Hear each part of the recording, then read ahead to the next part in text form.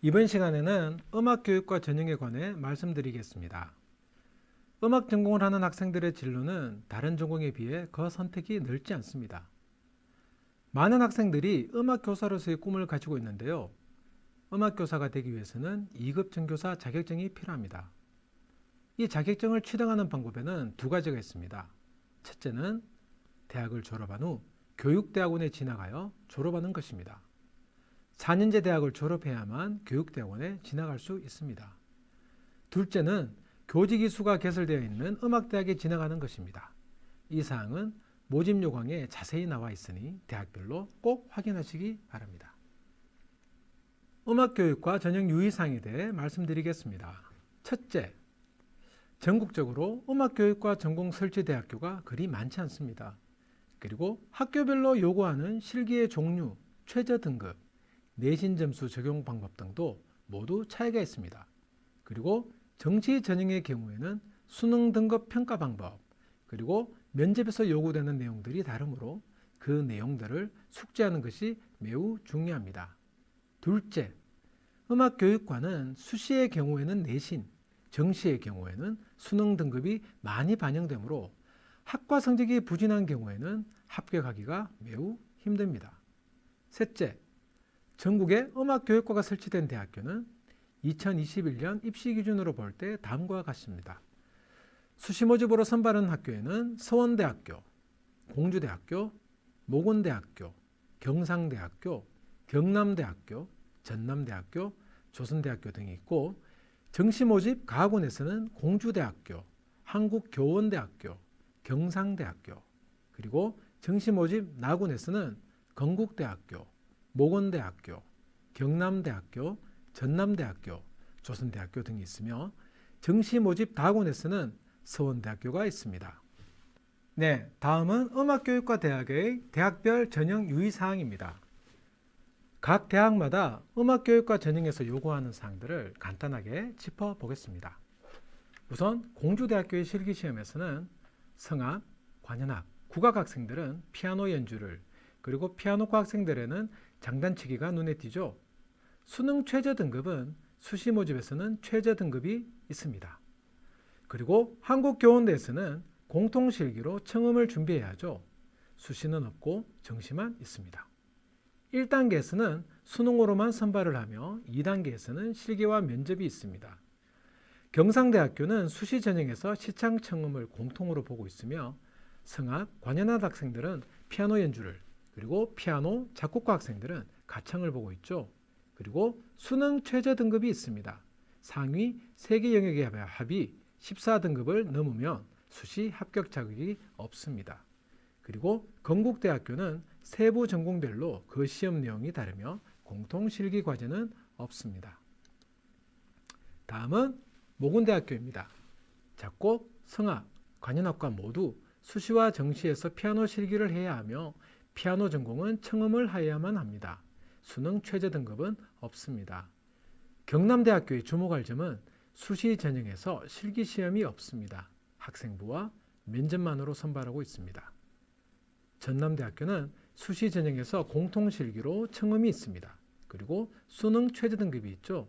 상위 3개의 영역의 합이 11등급입니다. 다음은 조선대학교입니다. 정, 수시 모두 세부 전공별로 실기시험이 실시되며 수시 전형에서 최저 등급이 있습니다.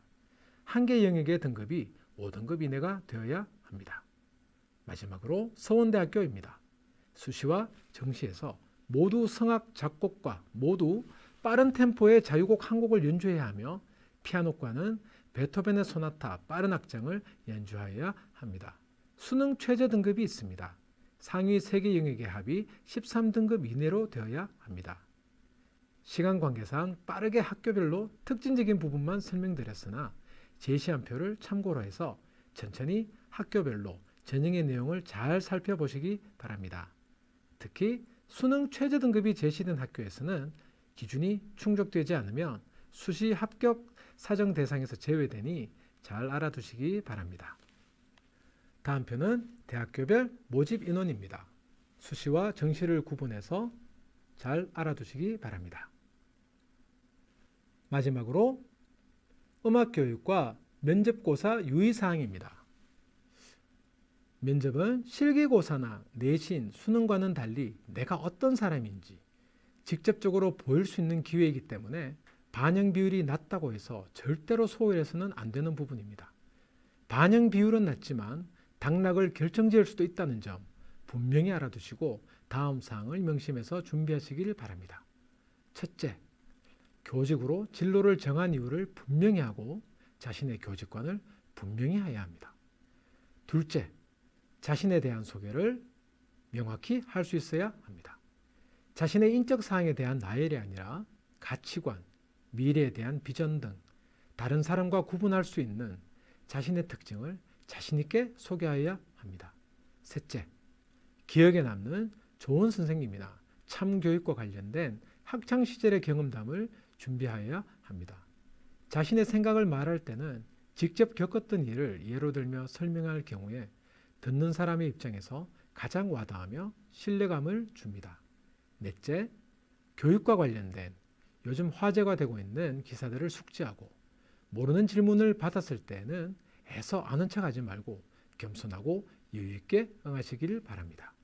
다섯째, 면접 시 음악적인 능력을 알기 위해 시창을 시켜보거나 음악이론, 음악사에 관해 질문할 수 있습니다. 여기에도 대비를 하시기 바랍니다.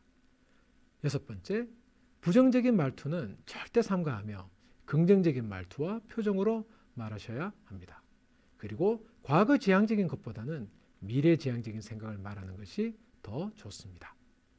일곱 번째, 용모를 단정히 하고 편안한 표정과 예의 있는 말투로 응하며 대답이 막혔을 때 당황하지 말고 같은 높이와 속도의 말투로 응해야 합니다. 많은 학생들이 면접을 보고 난 후 자신의 생각대로 마음껏 표현하지 못했다고 후회를 하는 모습을 자주 볼 수 있습니다. 이것은 면접 경험의 부족함 때문이겠죠.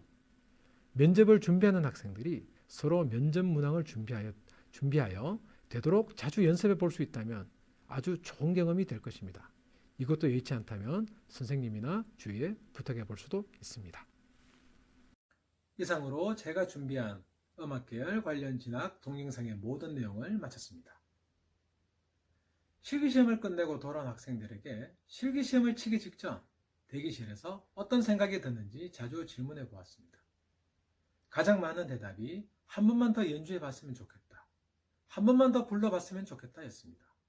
그러나 가끔씩 연습을 충분히 했기 때문에 더 이상 여한이 없다 라는 생각이 들더라는 학생들을 가끔 만날 수 있었습니다. 보통 이와 같은 대답을 한 학생들이 좋은 결과를 내는 것을 자주 보았습니다. 여러분들도 자신의 모든 실력을 발휘해서 후회 없는 최상의 성과를 내시기를 바라며 본 영상을 마치겠습니다. 들어주셔서 감사합니다.